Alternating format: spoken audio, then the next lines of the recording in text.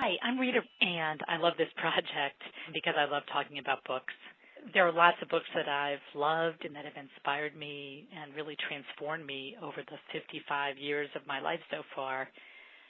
But there was this one book that actually contained this tiny little seed that motivated me to do something that had a really sweet impact on me and on my daughter, who was 21 years old at the time, and ultimately had these ripple effects that went far beyond.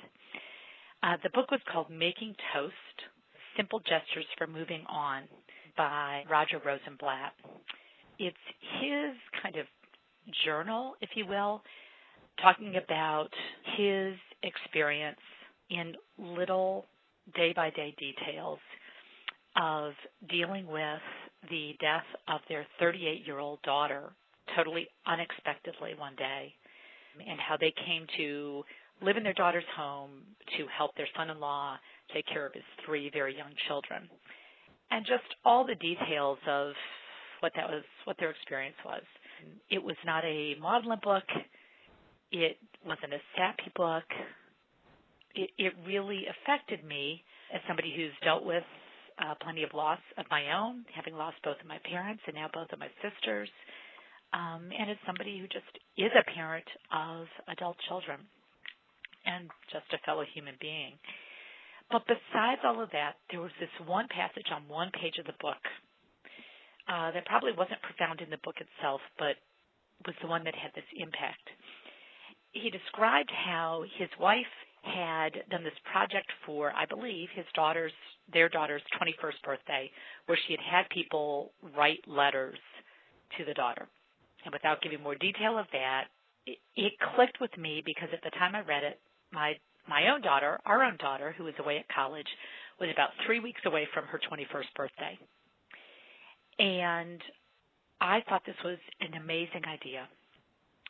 So I sent an email to all kinds of different women who had been a part of our daughter's life, relatives of all different ages, family friends, mothers of Jessica's friends with whom she had warm relationships.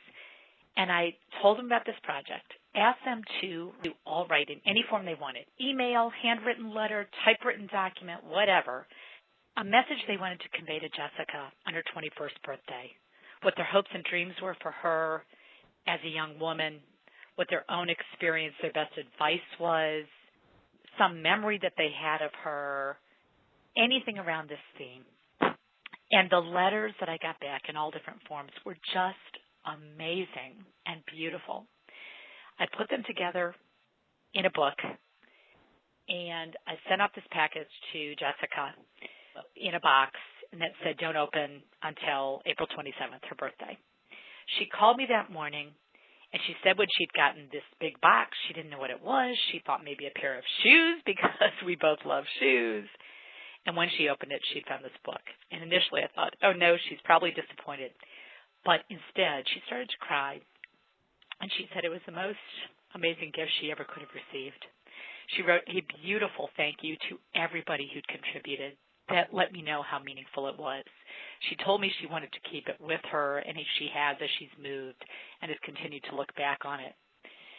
And not only that, but then I started to hear from women who had written to Jessica about how they were inspired to do a similar project for somebody whom they loved, for their graduation, for a milestone birthday, for some other event, and how they had told other friends about the project and how those friends had done the same.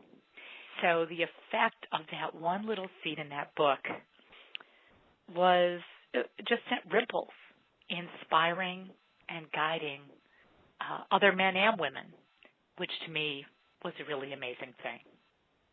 Thanks for listening. I think this is a wonderful project, and I could go on and on about all kinds of books that have inspired me. Bye.